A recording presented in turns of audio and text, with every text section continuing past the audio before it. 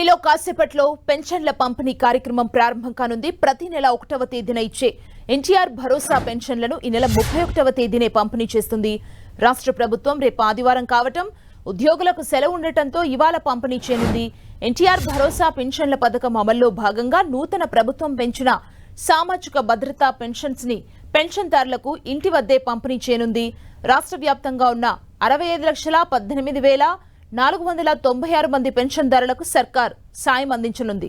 ఇక ఇవాళ కర్నూలు జిల్లాలో సీఎం చంద్రబాబు పర్యటించనున్నారు. ముందుగా పత్తికొండ మండలం పుచ్చకాయలమడ గ్రామంలో పెన్షన్ పంపిణీ కార్యక్రమానికి సీఎం చంద్రబాబు హాజరు కావాల్సి ఉండగా అనివార్య కారణాల వల్ల పత్తికొండ మండలంలోని కార్యక్రమం రద్దయినట్లు సమాచారం. ఇప్పుడు సీఎం చంద్రబాబు ఓర్వకల్లులో పెన్షన్ల పంపిణీ కార్యక్రమానికి హాజరు కానున్నారు. ఓర్వకల్లు మండల కేంద్రంలో సీఎం చంద్రబాబు పెన్షన్లు పంపిణీ చేయనున్నారు. ఓర్వకల్లు హైస్కూల్లో ఏర్పాటు చేసిన కార్యక్రమానికి సీఎం హాజరవుతారు.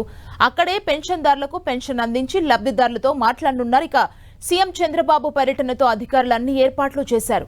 ముఖ్యమంత్రి పర్యటనతో భద్రతను కట్టుదిట్టం చేశారు.